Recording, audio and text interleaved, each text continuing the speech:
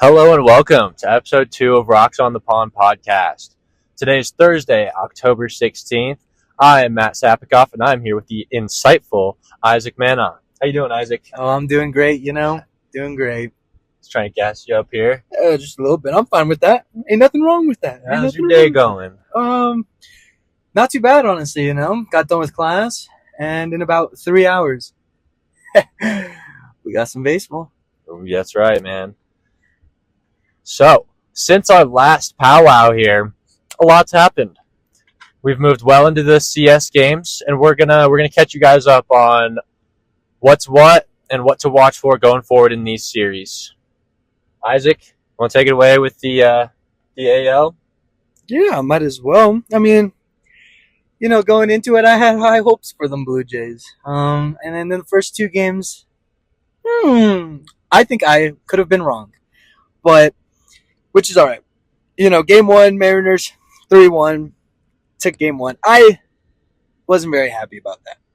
I think it was a piss poor performance in my mind. But, whatever. It started off early with a George Springer home run, and that's where I thought, all right, that's the Blue Jays, right? They're keeping their consistent bats. They're staying hot, and they're going.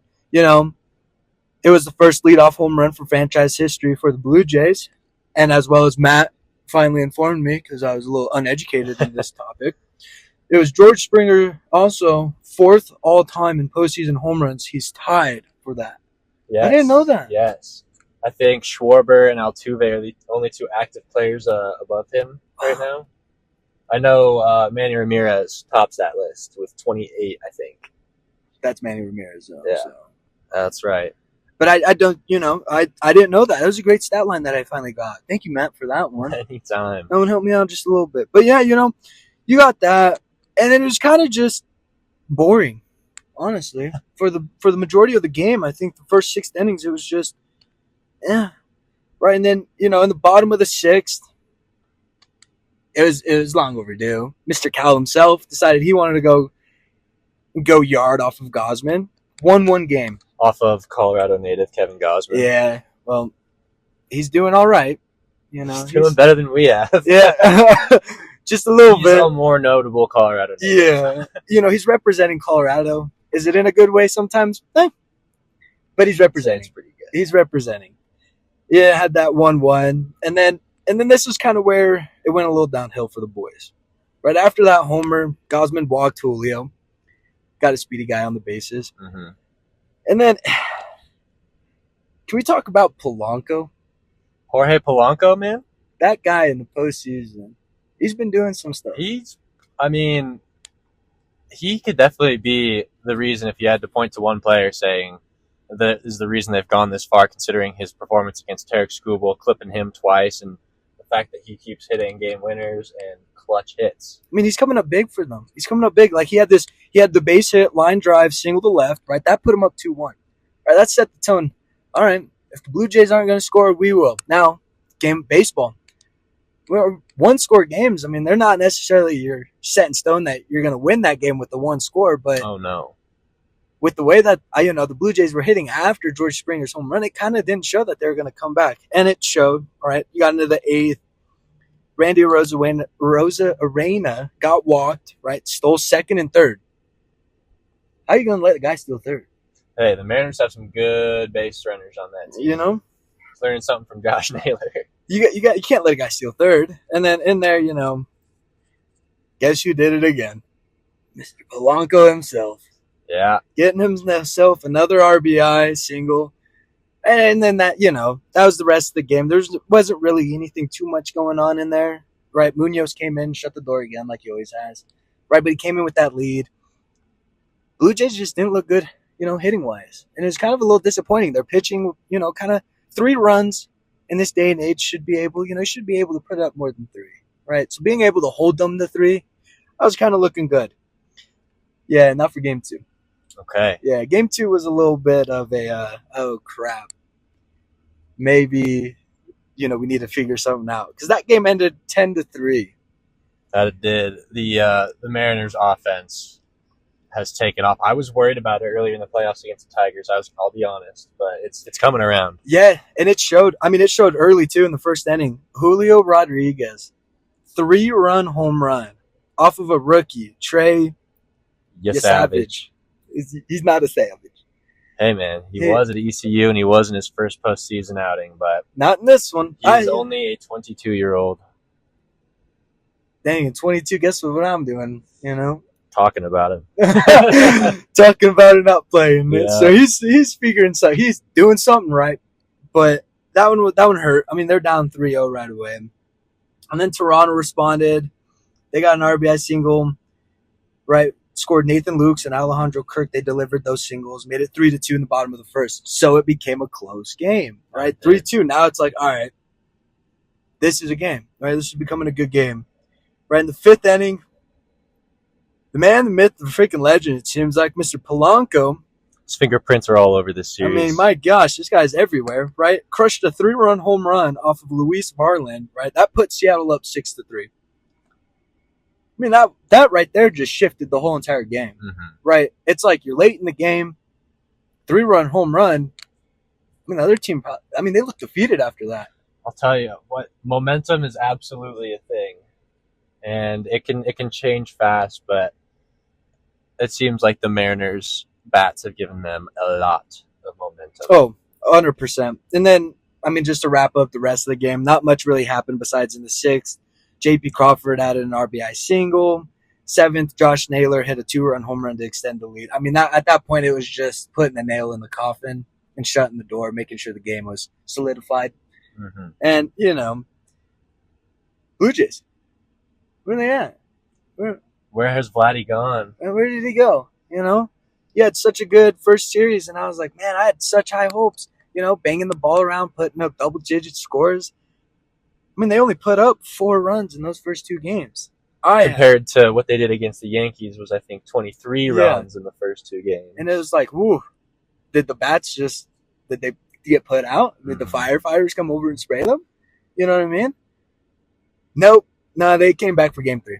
Game 3 was the big one for them, right? That's when the bats decided they just wanted to come out and play, right? That was a 13-4 game in Seattle. To take a game there, you need that, especially down 2-0 in a series. And for a team that's bats have been leaving them a bit, that's a hard park to hit in. So see what they can do with it. Yeah, they just, I don't know. The bats were going today. Toronto in the third inning, they had Andres Jimenez 2-run home run, spark a 5-run frame. Dalton Varsho ripped a 2-run double. George Springer, that guy's been everywhere. Chris Solo shot. That's his.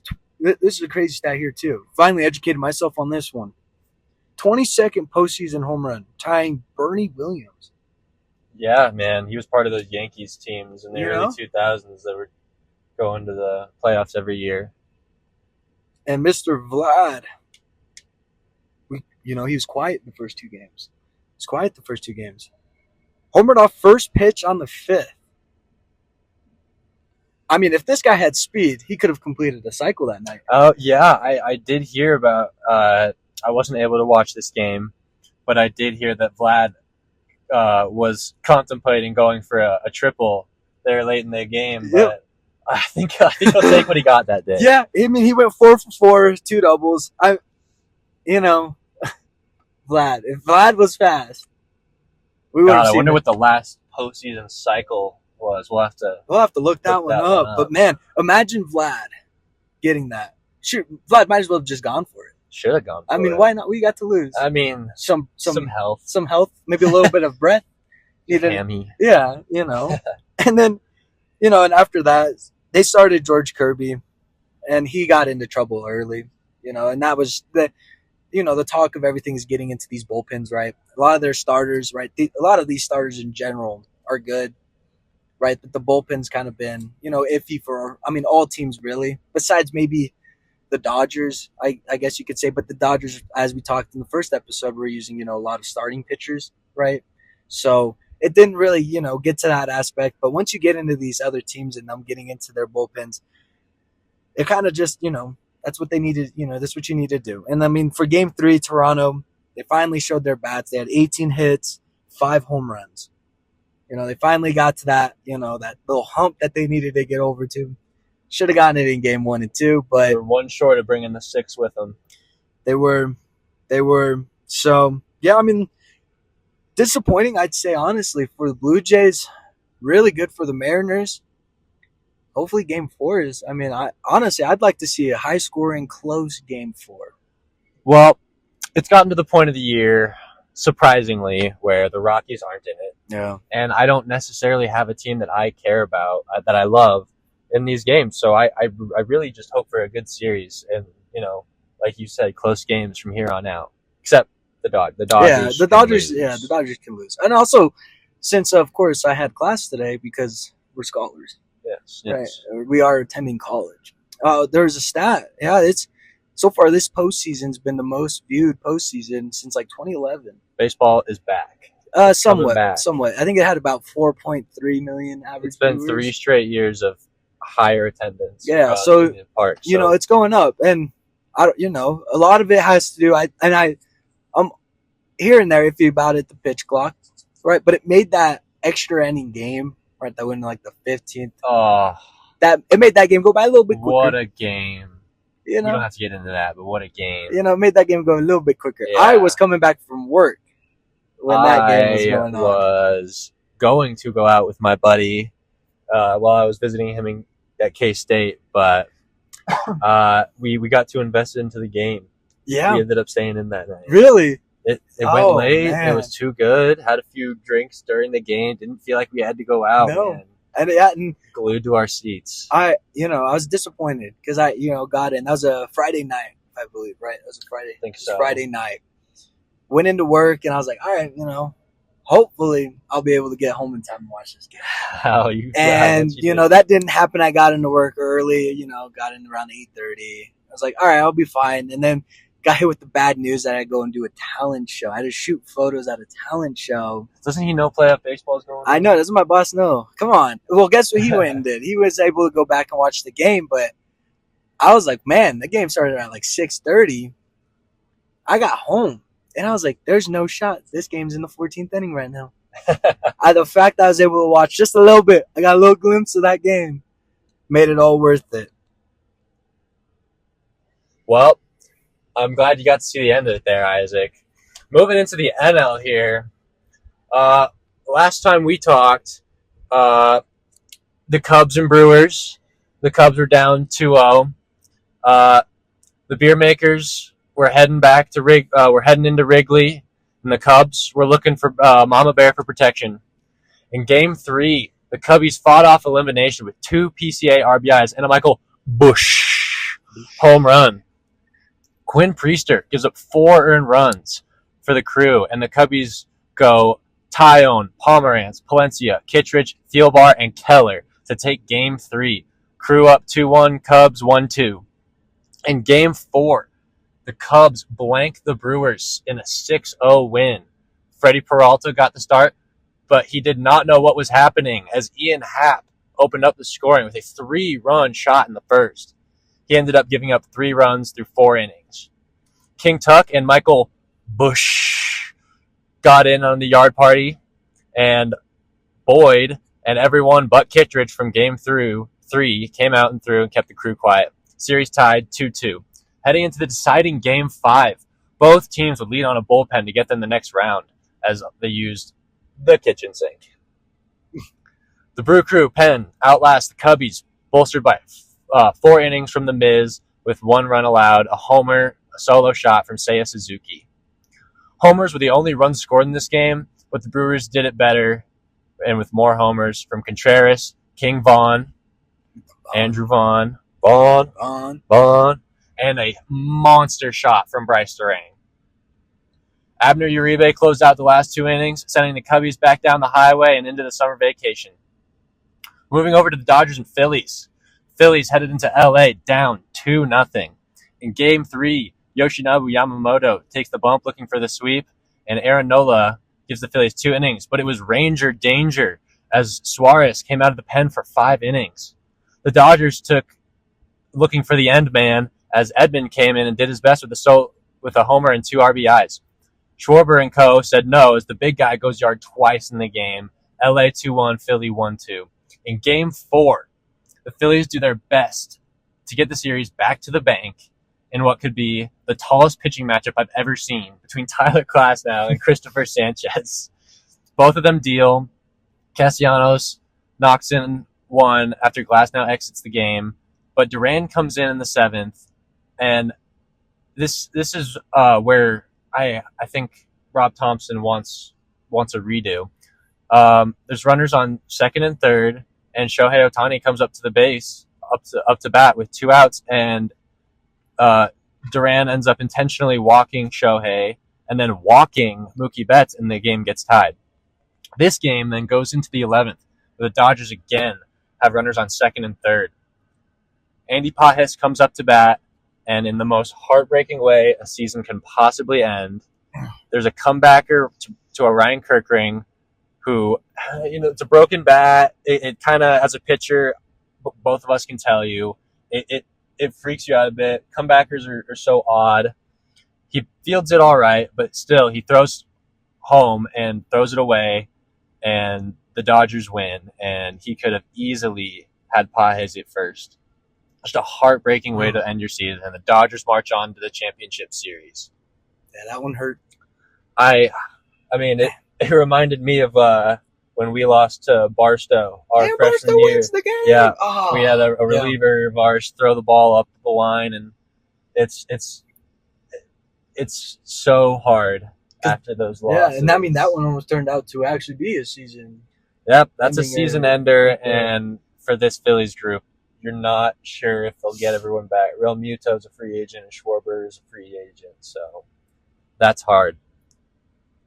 In the NLCS, we have what I think is a great matchup. We got the big market versus the small market, small ball versus star power, West Coast versus the Midwest, in a series that could impact winter meetings and salary cap talks moving forward. The Brew Crew came into the series having swept the season series against the Dodgers 6-0, but in Game 1, Blake Snell said "Snell you later" as he faced the minimum through 8 amazing innings. The one hit he allowed was from Cale Durbin, but he picked him off. No harm done. And then, Isaac, the play happened. Now, I don't know if you all watched this and you don't know what I'm saying, but the play. That's going to be talked about for a I while. have never seen a longer double play in my life. I mean, for those who don't know what happened, the bases were loaded for the Dodgers. And Max Muncy goes yard. Yeah. But Sal Frelick brings it back into the yard. He does not catch it, however. The ball hits the fence on the way down, despite the fact that he caught it in air.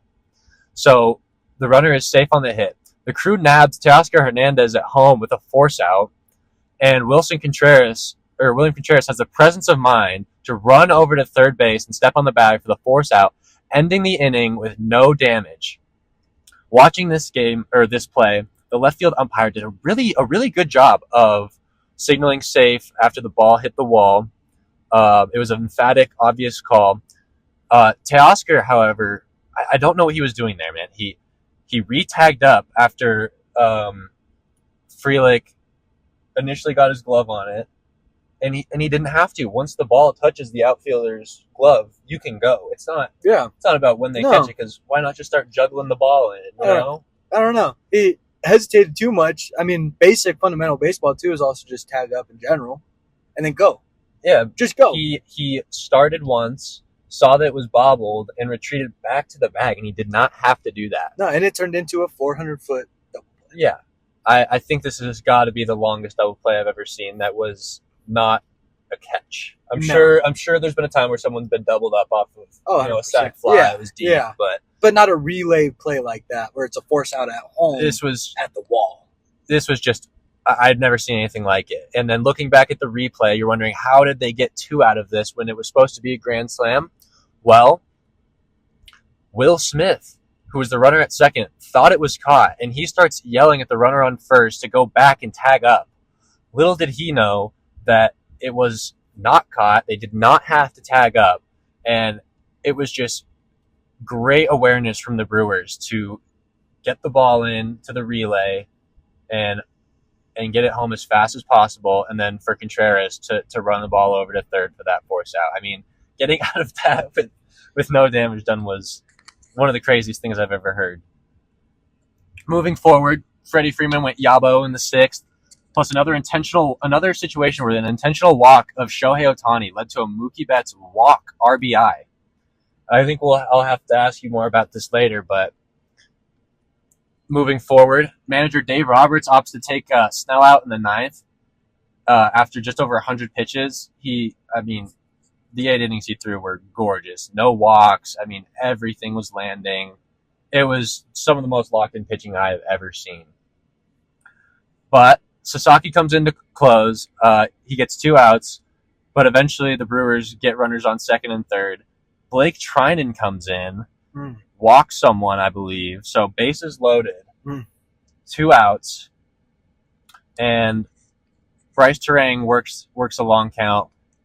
And if not for him moving his leg out of the way on an 87-mile-an-hour sweeper, he could have worn a pitch that would have tied the game up in the 9th. But that's not what happened. LA goes ahead 1-0. Milwaukee 0-1. Yeah, that would make me mad. I think people have to understand it's really hard to just step in and get hit by a ball, but even if it's a breaking ball. But it is a breaking ball in the mid-80s. Okay, and you're in the postseason, man. I mean, put everything out there. Put everything on the line. I couldn't agree more. You know, you see this all the time in high school and especially college, especially at the JUCO level. You see coaches driving it in to get hit by the pitch if you can. And I mean, I get it. We're in the MLB and that's your money, it's your livelihood. But an 87-mile-an-hour sweeper to the thigh is not gonna, make or break anything. And it could have meant the difference in this series ultimately. It could have shifted. I mean, they could have ended up winning that game. Yeah, it's one of those situations where you could have snaked away an 8-inning performance from Blake Snell and gotten the win out of it at home, but instead, just like they did in the previous round, the Dodgers start off with a 1-0 series lead, taking a game on the road. Moving into Game 2, the Brewers threw a very early punch with a leadoff Churio bomb off the first pitch he saw from Yoshinobu Yamamoto. He looked like another short outing maybe coming for him like he did in the DS, but he proceeded to only allow 3 hits and go CG for the first time in the playoffs since Justin Verlander in the ALCS in 2017 against the Yanks and rookie Aaron Judge. The Dodgers flexed the long ball in this game with homers from Teo, Freddie, and Funky Muncy, who finally got his home run, getting it over South Frelick this time. Freddie Peralta was on the mound, and he's had some trouble in his last 2 starts. The Dodgers slugged their way to a 2-0 victory and head back to LA tonight for Game 3. In Game 3, Aaron Ashby gets yet another open against Tyler Glasnow for the Dodgers. And I think the keys for this, if the Brewers want to get back into the series, is to get on base and make Glasnow uncomfortable. He's a pitcher that likes to move fast. He likes pace. And if you can get him uncomfortable, you can get some mistakes. Oh, 100%. Yeah, I mean, could have easily been a 1-1 series. A little disappointed. I mean, with the way the Dodgers pitching has been going, maybe I was wrong with the Brewers. Well, I do think that the Brewers can do this. I think they've relied a lot on their bullpen. I think this is Aaron Ashby's. It's at least his 3rd opening start, and these teams are getting a lot of looks at the Brewers bullpen. You're right. This game could absolutely be 1-1, or this series could absolutely be 1-1. But the Dodgers pitching has just been lights out, and aside from really Jackson Churio and then singles split in here and there, it's really been lights out from the Dodgers pitching. Yeah, and I gotta ask you, okay, right? We go in, right? This is for Seattle and Toronto mainly, right? Okay. All right, need you to go because that game's a little bit farther than the Dodgers. right? We're going into Game 4, Yes, we are. right? And it's 2-1. This is, honestly, I feel like Game 4 is a pretty important game, right? You have either one team that's going to make it 3-1, right? Now they have they're one more win away. Or you have the other team fighting to just bring it back to 500, right? 2-2. That's their goal. Then they can, figure it out later, right? But we come into this one, right? Both teams, right? Little context clue: Seattle's bullpen so far in the postseason is rocking a 3.72, right? And Toronto is rocking a 4.14. Sure. I mean, how important do you think it is for these teams to put up runs early and get into that bullpen? Which, really, in the postseason, you kind of want lower numbers. You want your bullpen to be, low threes. Preferably. You always want to be playing your best baseball at the best time. I think that this postseason, scoring early has been a frequent thing that's happened, especially for the teams that have been advancing. I think especially in the Brewers Cubs series, basically every game started with a run in the first. But for these two teams, the Mariners and the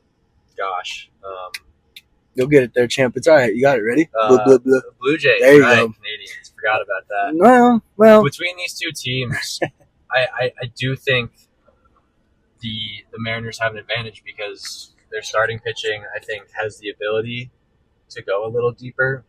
They have more mileage on themselves this postseason, I'd say, but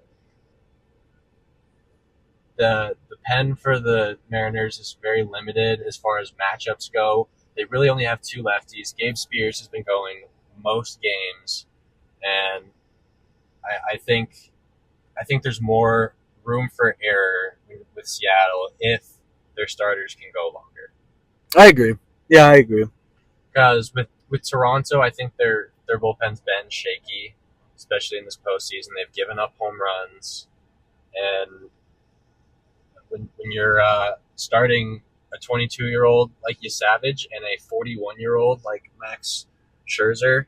Now, I love Max Scherzer, and I hope he comes out in this game and winds back the clock and acts like a psychopath and can get through the order at least twice. Right. It's a tall order. But I do think it comes down to the starting pitching who can bail out the relievers more because I think they're evenly matched bullpens. I like that. So who can go farther? Yes.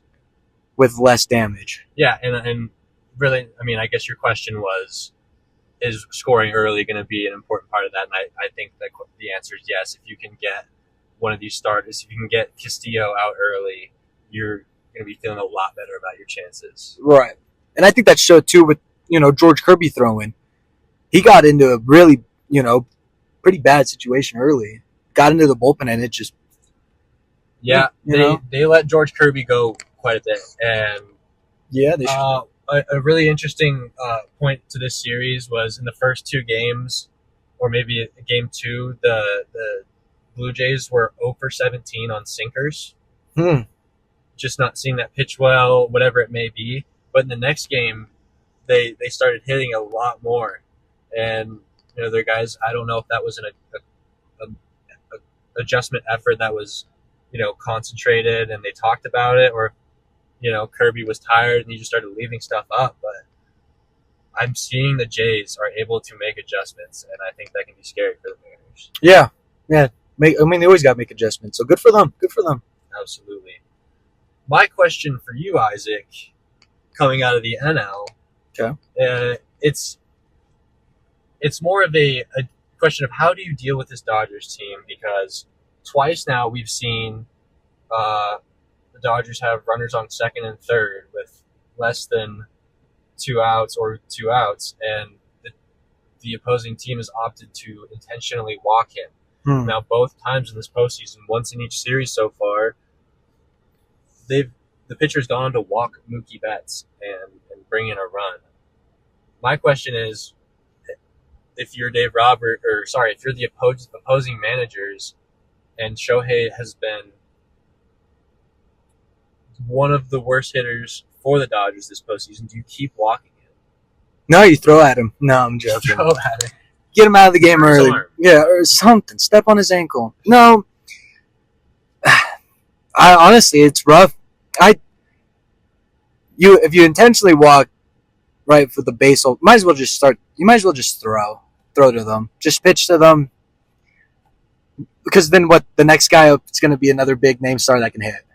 That's kind of what I was going to bring You know what I up. mean?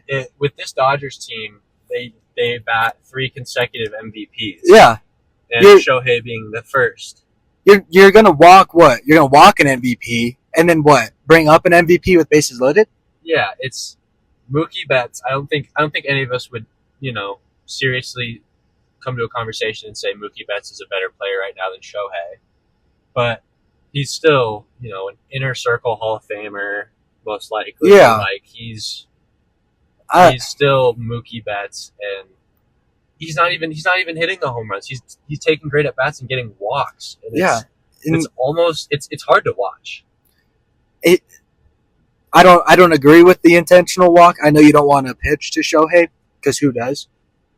But I mean, at some point, you got to realize that what you're doing just isn't going to work. And I mean, they've got such a built lineup that the pitcher's got to go knowing into this they're going to be facing a good hitter no matter what. So, yeah, I agree. I mean, there's no one in this Dodgers lineup where you can say pitching to this guy will lose us a series, or we can't let this guy beat us, because that team is so packed with talent that everyone can beat you, and we've seen that already. Yeah. The whole lineup will hurt you. There's not one guy on that lineup that you're like, like you can't just be like singling out someone on that lineup to be like, we gotta pitch around. We can't throw to him. No, because then you're gonna be singling out the whole 9. So I agree. Well, I think that's all we got for you guys today. We got 2 games tonight. yes, we Dodgers first in LA, taking on the Brew Crew, and then after that we have the Mariners taking on the Jays in Seattle. By the time we hear from you again, the World Series could have started, or these could still be going. We got 7-game sets here. Yeah, I really hope it goes. I hope both go into Game 7. I agree. I hope both go into a Game 7. Well, that's it from us, from Rocks on the Pond. I'm Matt Sapikoff. And I'm Isaac Manoff. We'll see you guys next time.